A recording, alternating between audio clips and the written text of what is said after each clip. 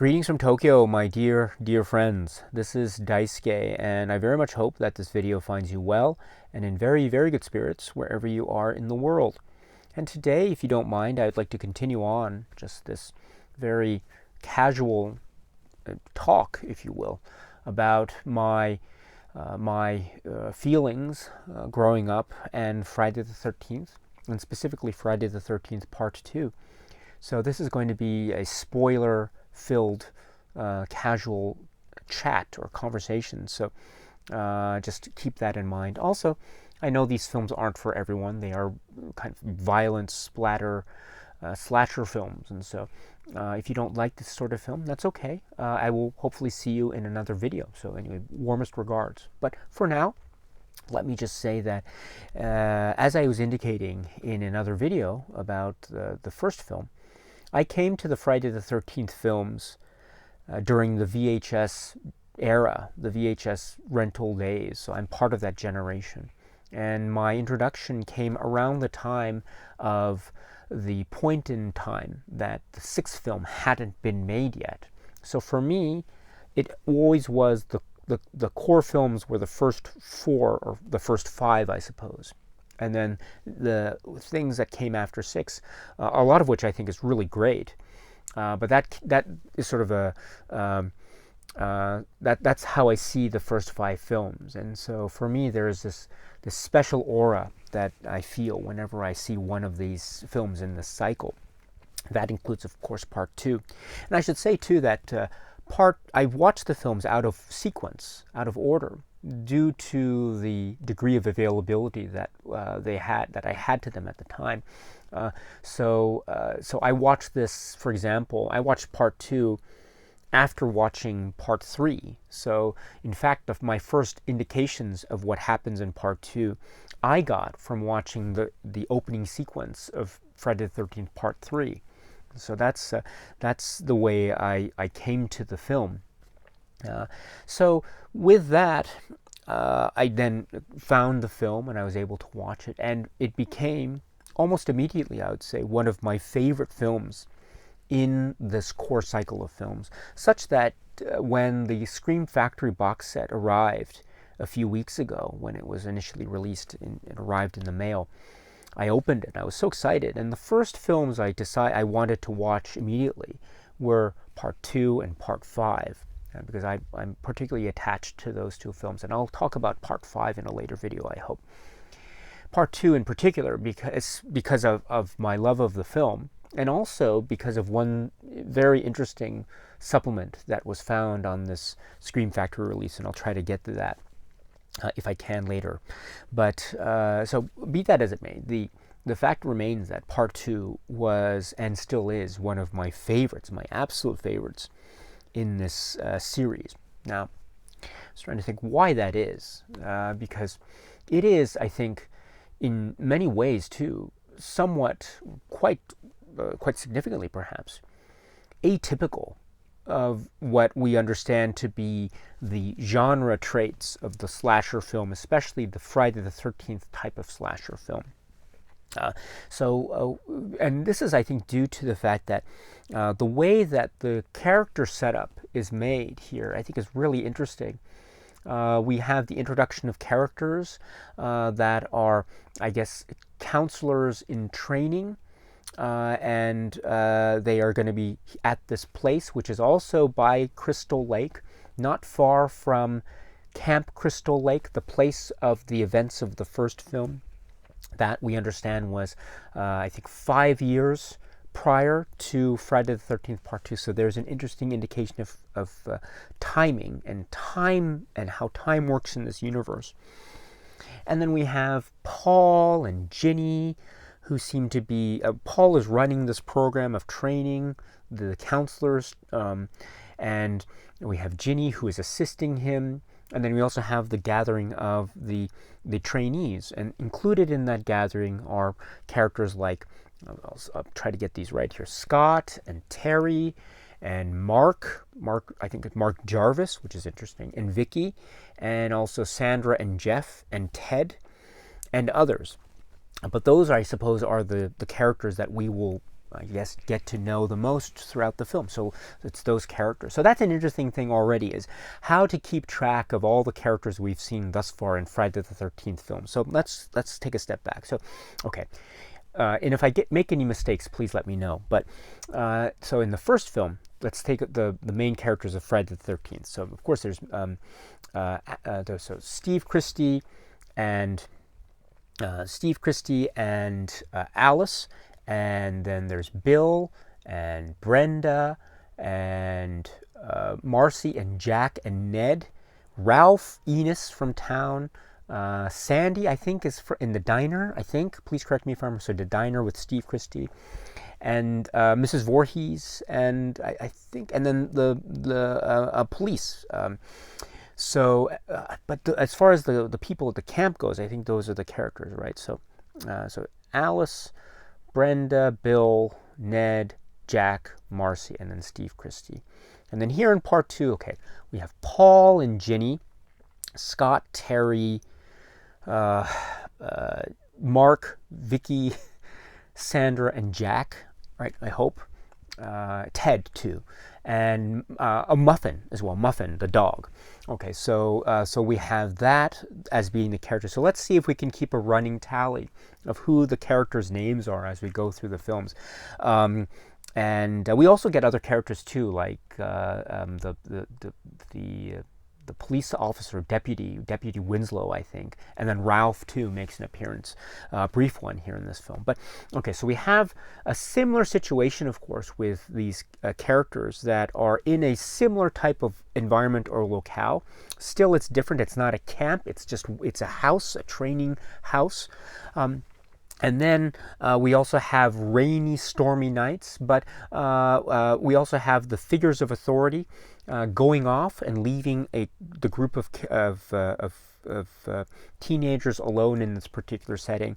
But what's different, though, is that the way that Paul and Ginny and a bunch of others go off to town, leaving the remaining few behind in the house, it's a little bit different, because what that means, what I always thought was really interesting, was that that allowed for the character of Ted, who is the practical joker type of character, to survive, I think, right? Ted survives, even though you think by the setup of the film and how he's in the car with Sandra and Jeff, you think that he would be one of the first victims of the film, because one of the unspoken rules is that the practical joker character usually is one of the characters to be offed in these films. But interestingly enough, he survives, I think.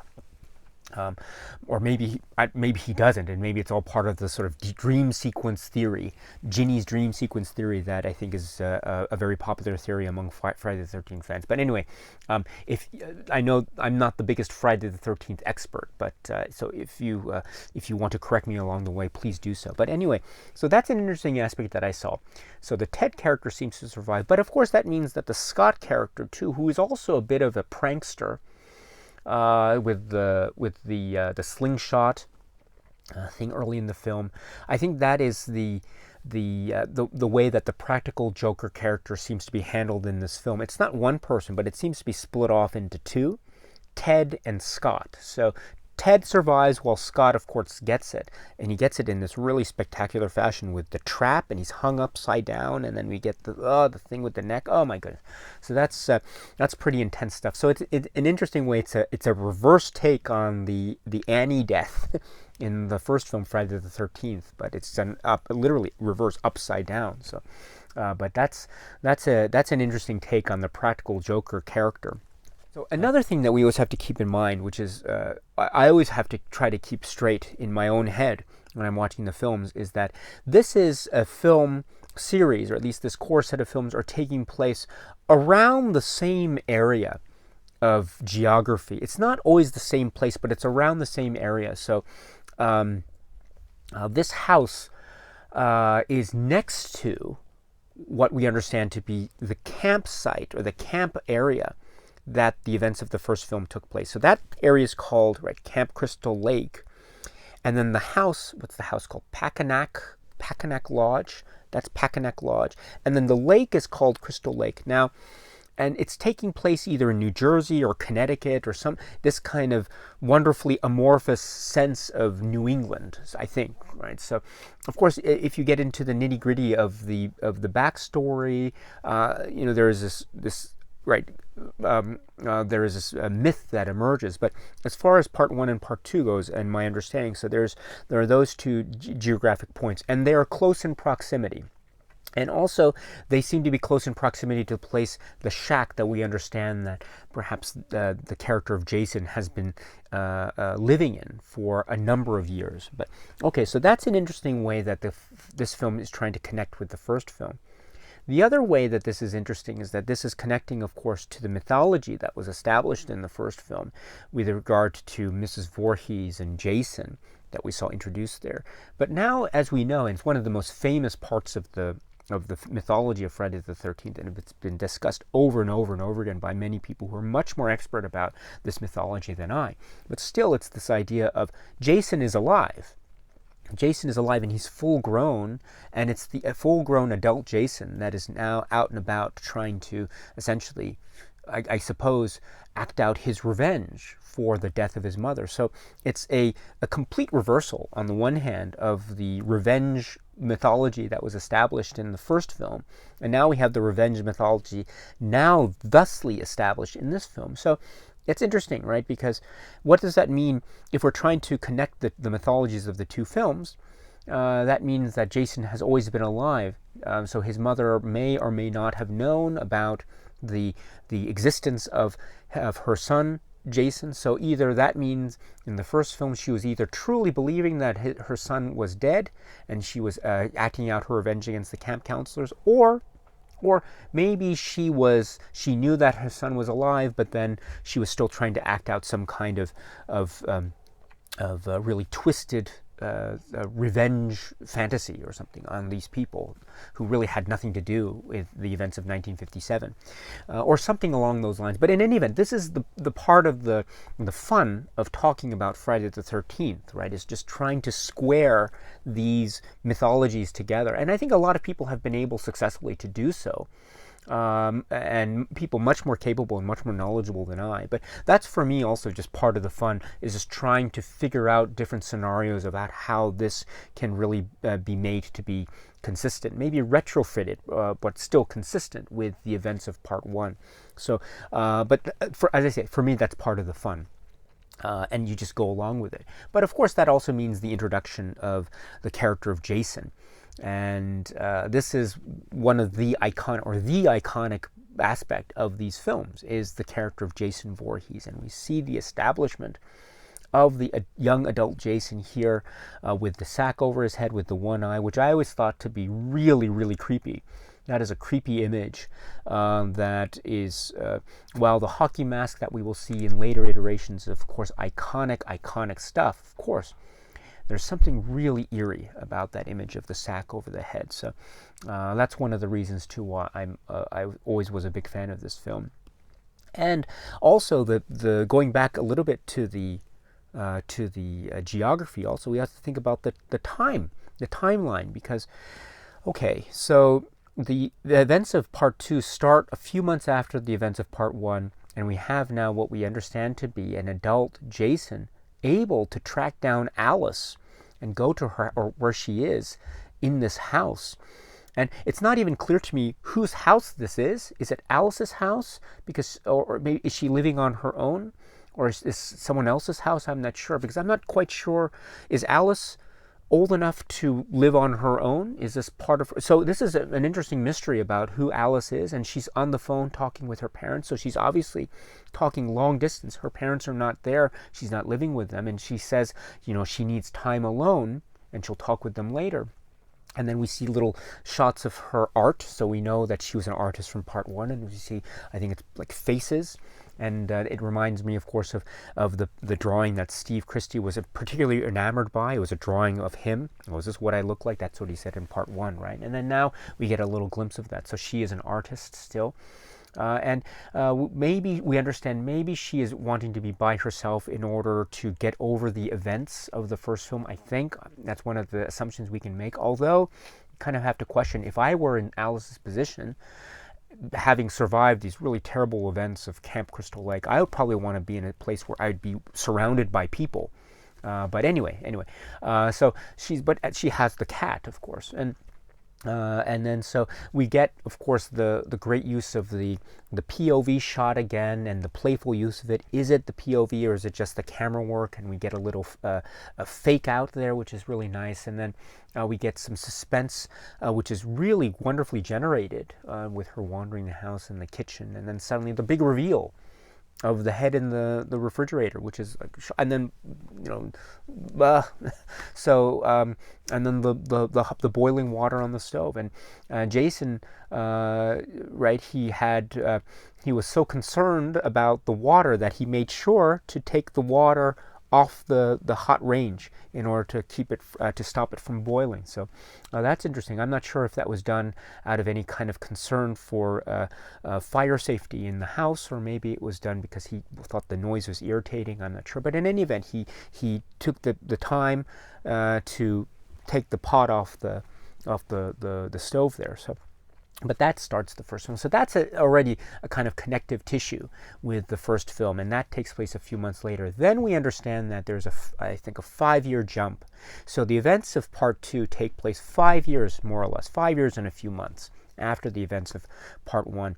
And so this is interesting too, because what we know from the later films all the way up to part 4, or the final chapter, is that all these films, part 2, part 3, part 4, are going to be taking place more or less, I think, within the same week. So this is actually quite prescient on the part of the filmmakers or whoever decided to make this 5-year jump 5 years, because it more or less lines up with the events in time of part 4, more or less. So it's like it's jumping forward in time to part 4 before anyone knew that part 4 would be made, which is really interesting. So anyway, so this is, and it's, of course, it's solidified by, and this mythology is, I think, really quite solidified by the campfire scene with Paul and the others, and it's essentially a trick, a joke that he's going to play with Ted, etc. But it's this scene that is very famous now of Paul essentially describing the myth of Jason and essentially retelling it or refitting it, just to be sure that everyone is clear of what the myth is. So this is a really essential scene, and it's very famous, and it's reworked really well at the beginning of part 4, as we know. But this is all to say that this is the way that the film, I think, really it deals with how to link with part 1. And we see the epilogue, if you will, with the Alice character, plus the time jump, plus the way that Paul's campfire discussion essentially just puts to rest what this is. This is the myth. Let's go with it. So, okay. So I can go along with that very, very nicely. And as I say before, part of the fun is just trying to figure out how the mythology overall fits. We might get various clues along the way as the films progress. And I would dare say, too, that one of the strengths of the most recent remake, Friday the 13th, is how it tries in earnest to deal with this mythology. And maybe I'll try to get to that film in a later video, I'm not sure. But in any event, we have Friday the 13th Part 2. Okay, so that's the setup. And then, so what do we get here? We get, all of a sudden, I think, a bunch of characters, and to be perfectly honest, it's really surprising how the characters turn out. Some of it's not surprising, but others are quite surprising indeed. So so we have the Ted character and the Ted character. So the practical Joker character is divided into two.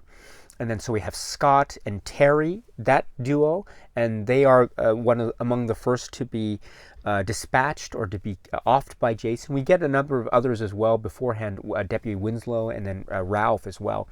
So the police officer, of course, was inspecting, or he was quite irritated with Paul, and then he had this really energetic run through the woods for some reason. I'm not sure, right? But it was just running through the woods, and then I guess, trying to find the killer of the dog, I suppose, that they found at the campground. But anyway, just running through the woods, and then suddenly happening upon the shack, which you understand was Jason's abode, and then finding the room, which we will find out later to what's in that room, and then boom, So therein is another mustached character in a Friday the 13th film, oft in this way.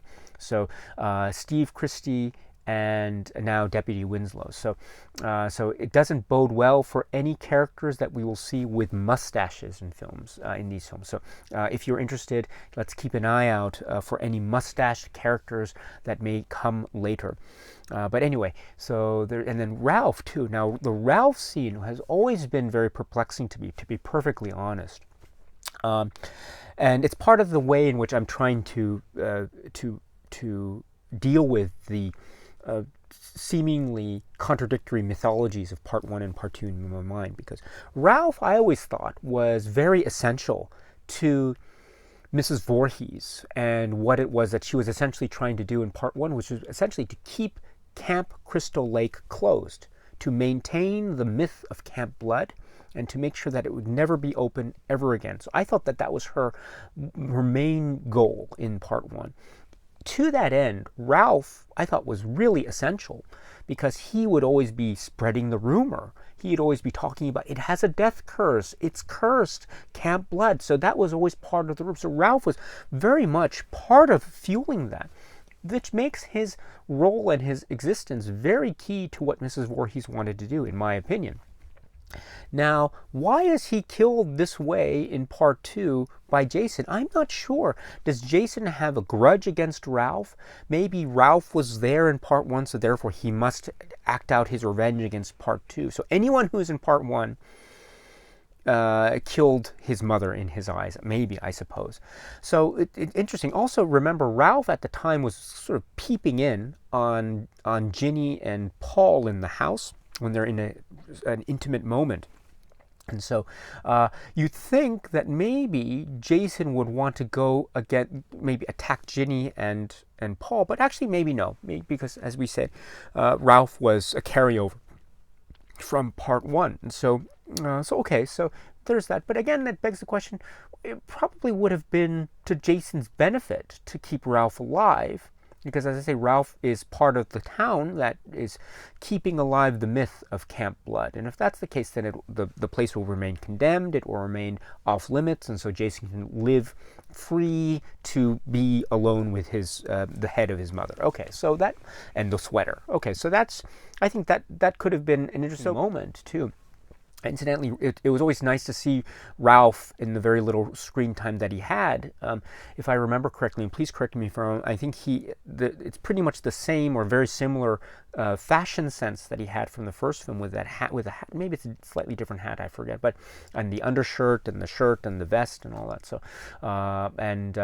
I forgot to mention too, in the first one, he had the great scene with the bicycle. So Ralph on the bicycle scene in part 1 is really quite iconic, actually. In part 2 here, so I always felt a little twinge of sadness whenever I saw this scene and Ralph in this film, because he was this character that was, I mean, essentially he was telling the truth in the first film, which is about how it had a death curse, and it did. It was a really dangerous place, and in fact, had people like Annie and others listened to him, they would have been alive. But so anyway, Ralph was in that way a good guy, a good character. But so the fact that he was off this way is really quite shocking to me. And as I say, I'm not sure if it really serves any purpose to Jason, except maybe to satisfy some kind of ambiguously set notion of who killed his mother. So maybe that means, for Jason's point of view, anyone who was in part 1 killed his mother, maybe. Okay, so okay, so there's that. So in that sense, maybe like Dorf and others should be concerned as well. But I don't know if we ever find out what happens to Dorf. But anyway, going back to part 2. So there's that. But then we go to the counselors in training, as well. And this is really fascinating, because, right, unlike part 1, all these main killings, as it were, they take place in one setting, more or less. The house, the Packanack house, and then we get some scenes later in the shack of Jason, but it's more or less in the house, right? So we get, or maybe, I'm sorry, let me take that back. So it's in the house and also in the periphery, because we have to remember the first two were basically killed maybe in the woods or by the lake.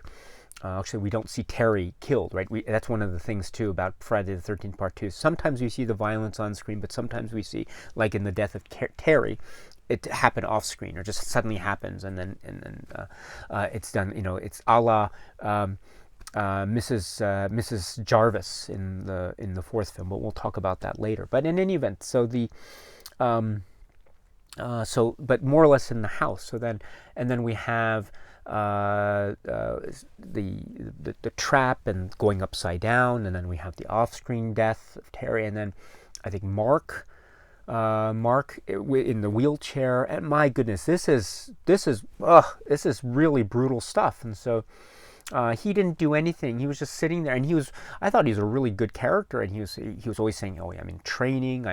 He had really physical strength with the arm wrestling, and he seemed like a really nice guy. And he and Vicky seemed to be having maybe they were getting along very well. And so I was really sad when that happened. It was just boom, and then it wasn't like the film would let go. It just it showed him rolling down in the rain, with the thing in his face, and not just going straight down. He rams the side of the fence there. Talk about adding insult to injury. And not just that, if you notice, it's one shot and you see him roll down, and then what the film does, it shows the same sequence. It's just a little bit cut up, closed up. So it shows the shot of him running, falling down backwards along the steps there, and then it cuts in, and it's the same sequence, just zoomed in a little bit. So he shows it twice. So it's adding insult to injury twice. So my goodness, that's one of the brutal. It's the brutal aggressiveness of the Friday the 13th aesthetic that that's I really enjoy. It's also part of the title sequence. Friday the 13th, and then boom, and then and that's the aggressive nature of this film. So, okay, so that's how Mark gets it, I suppose. And then Vicky too. So Vicky, this is an interesting thing, because Vicky, when I see the film, I always think the character that's probably going to survive is going to be Vicky. That's not what I always thought. When I first saw the film, I didn't think that Ginny would survive. She was, of course, in a leadership role as an assistant and also as maybe the girlfriend of Paul. But remember, Ginny also was late to the meeting, and when Paul is a little bit upset at this, and she's, my car, and now so she's very.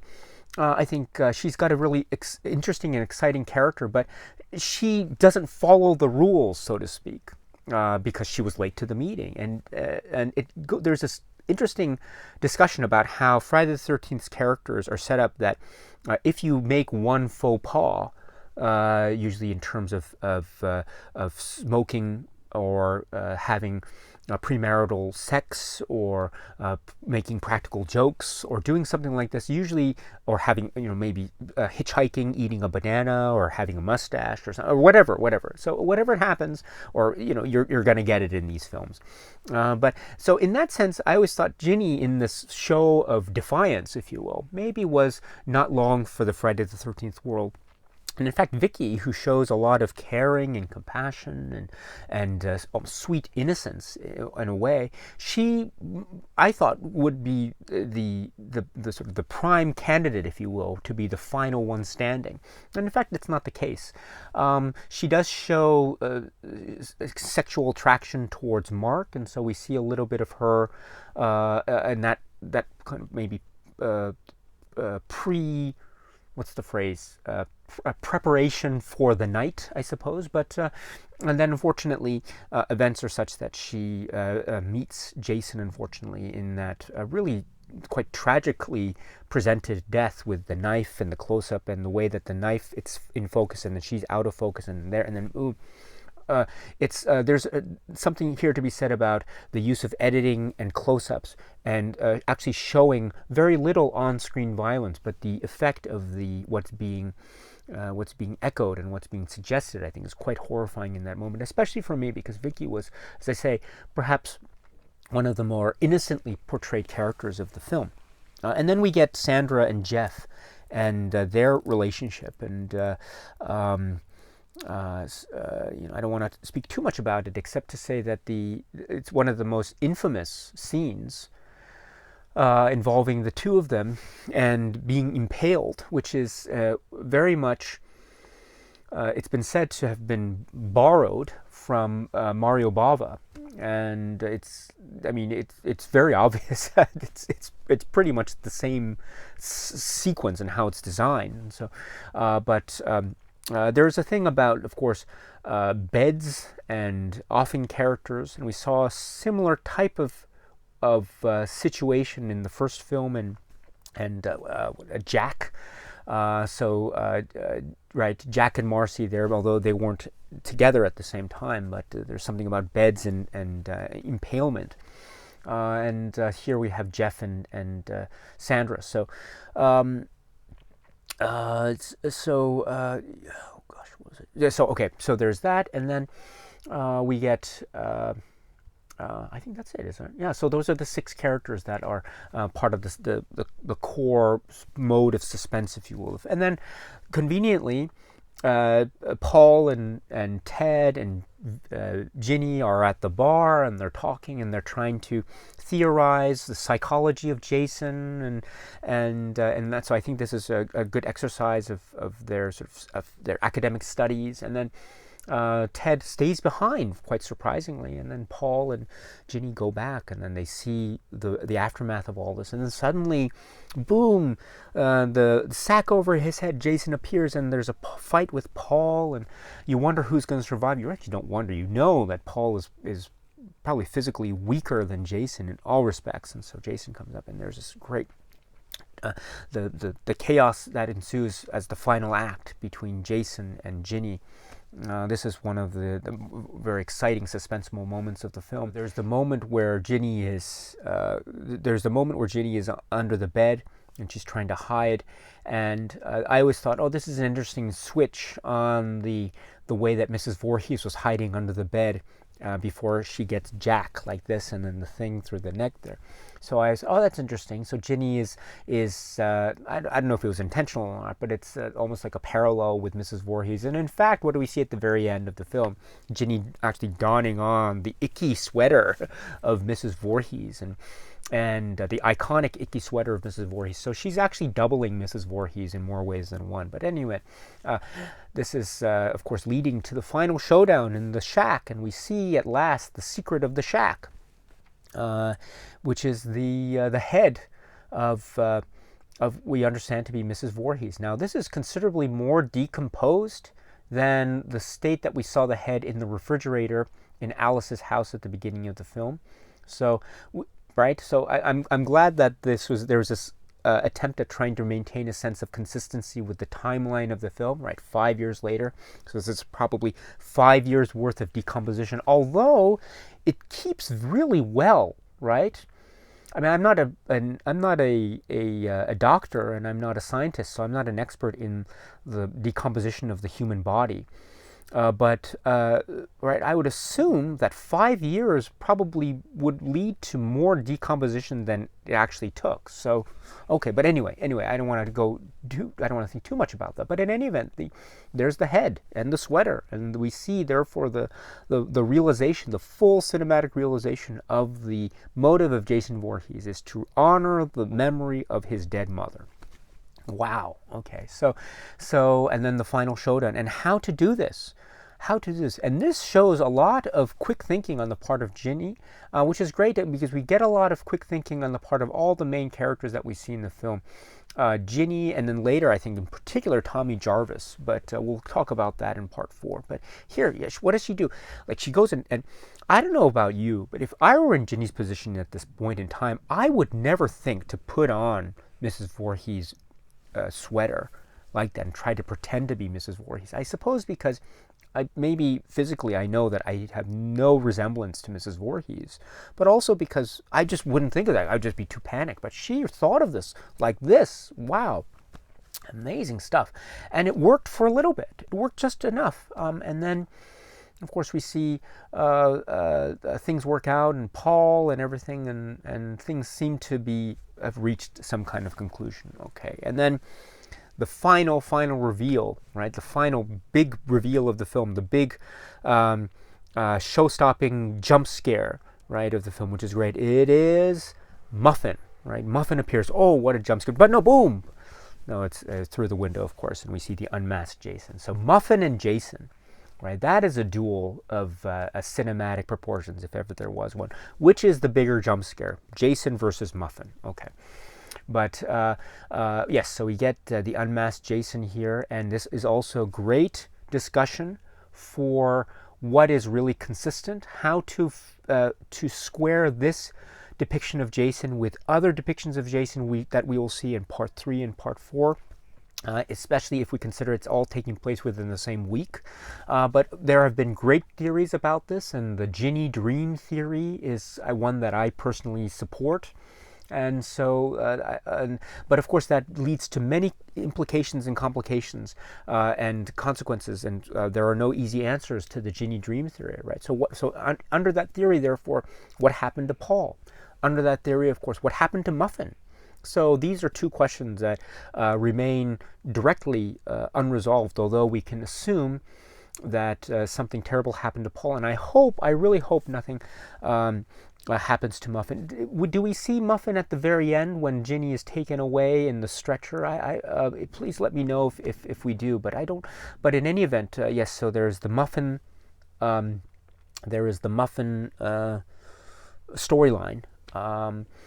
That's it, which is interesting too. I suppose, right? Muffin was Terry's dog. So if that's the case, then Muffin would not have known Ginny for very long.